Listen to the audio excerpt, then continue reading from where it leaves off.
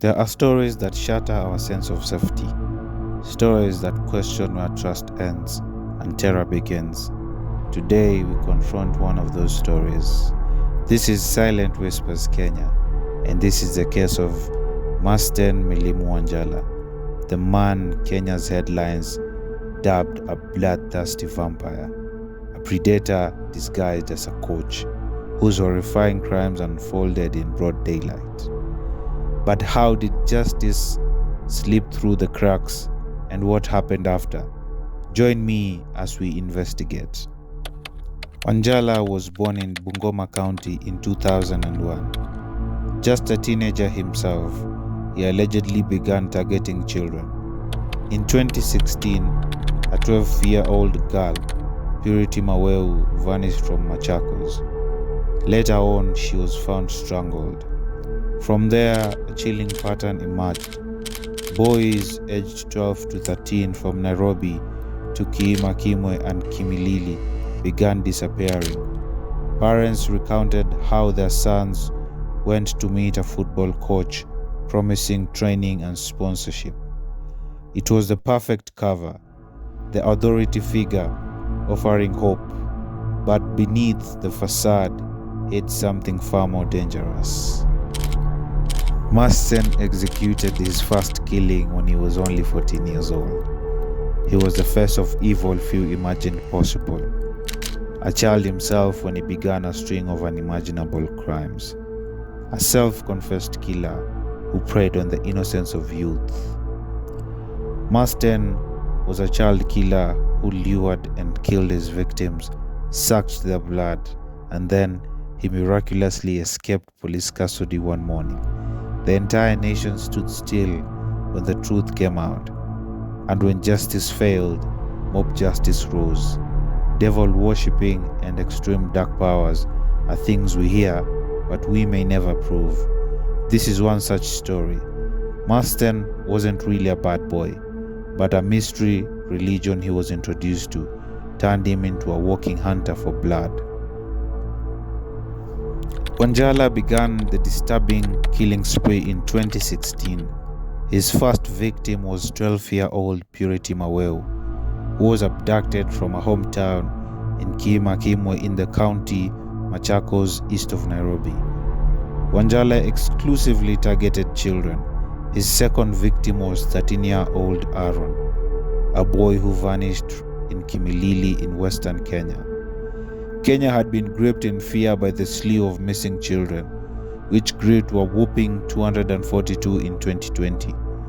Out of the 125 girls and 117 boys reported, most were safely returned to their families, while 10 had been found dead and 18 remain missing to this day. Outrage at police incompetence had festered. Locals were so enraged that they burned down the house of someone they suspected in Aaron's death.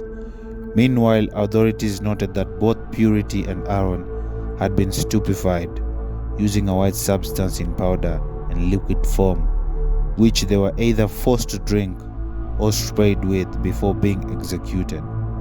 After finding both children strangled and bled, authorities finally identified Wanjala as their primary suspect and placed him under arrest. Police were shocked to hear him confess to a litany of further victims, with the regional parents whose children had been reported missing fearing the worst. After his arrest on July 14, 2021, Wanjala was questioned and he led police to 4 graves. 2 victims strangled, one with blunt force trauma to the head, and another decomposed beyond recognition. He admitted to drugging them, sometimes with the liquid or white powder, and in some cases drinking their blood. He had become something from nightmares, a predator who took pleasure in pain. This begs the question, what kind of darkness allows someone to take such pleasure in their crimes? Wanjala was held at Jogoo Road Police Station as the country shook in disbelief at his confession. Yet on October 13th, days before his court hearing, he vanished during roll call. Police blamed it on a power blackout.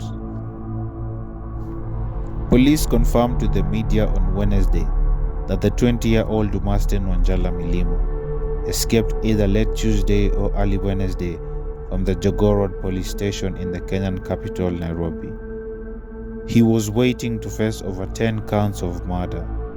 Policemen who were taking the routine morning roll call raised the alarm on Wednesday morning after they found that one of the prisoners was missing. Masten Milimu was to be presented in court for a hearing on Wednesday, police told reporters, adding they had linked the killer to 14 murder incidents that took place in Western Kenya in July. Milimu had told police that almost all his victims were boys who he drugged before killing and often drank their blood. How does a confessed serial killer vanish from custody, and what does that say about our institutions? 2 days after his escape, Wanjala was spotted by children in his hometown of Bungoma after he joined them in the soccer game. When his identity became apparent, he ran into the house of a neighbor only for Bungoma's adult population to drag him outside. Frustrated at police incompetence, they lynched him. Wanjala's lynching left a lot of families without closure. The families of the victims, the children who were brutally murdered. For parents like Grace Adhiambo, who lost a son, Brian, Wanjala's death was bitter. She said, I would like to have. Wanjala's lynching left a lot of families without closure. The families of the victims, the children who were brutally murdered. For parents like Grace Adhiambo, who lost a son, Brian, Wanjala's death was bitter. She said, I would like to have seen him in court and to know why he murdered my son. Grace Adhiambo said she was so astonished when she learned of Wanjala's escape that she even went to her local police station to confirm if it was true. For Tony Opindo Wala, the father of one of Wanjala's alleged victims, news of Wanjala's death brought him mixed feelings. Wala, who said that Wanjala repeatedly called him asking for money after abducting his son, said he suspected that Wanjala did not work alone. He went away with a lot of information, said Wala, whose 13-year-old son, Charles Opindo, disappeared in June. We just wanted to know how he did it. How did he lure them? What kind of deaths did they experience? We do not have closure in that regard, said Wala. Felista Wayua Musau, whose 12-year-old son was among Wanjala's alleged victims, said her main feeling was helplessness. We have forgiven him, she said, because what else can we do?